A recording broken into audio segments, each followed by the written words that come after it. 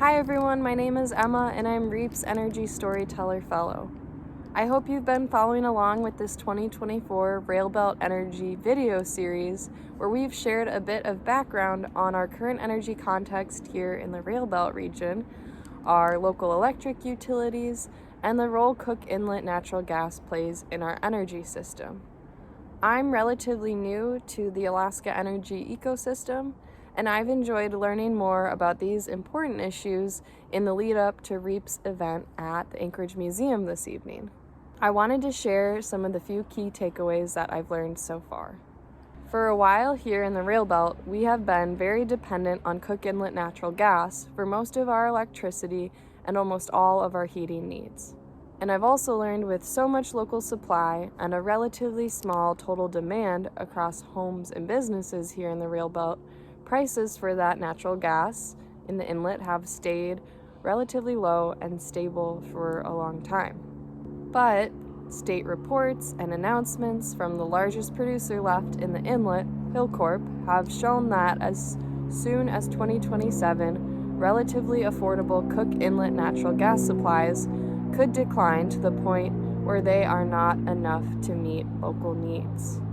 And unfortunately, our market is so small here in the Railbelt that the costs associated with developing more gas from the inlet when shared across so few consumers will make those gas prices very high, much higher than the prices we've seen in the past. This has led folks to propose several competing ideas for meeting our future energy needs, including with liquefied natural gas imported from elsewhere or sent down from the North Slope in an expensive new gas pipeline. Fortunately, we have alternative, low-cost energy resources available in the Railbelt.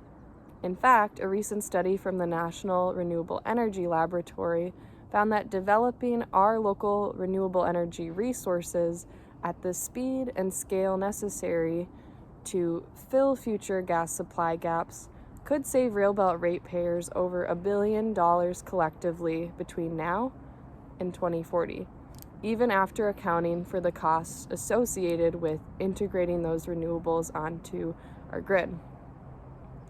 So, what do these competing options mean for Railbelt consumers? And what do we need to do to achieve the lowest cost energy option? REAP hopes we can come together as a region to think critically about the choices ahead and to align around pursuing a shared vision for our collective energy future. Join us and our panelists tonight on November 20th at 5:30 p.m. at the Anchorage Museum to continue this important conversation. Please bring your questions, and we hope to see you there.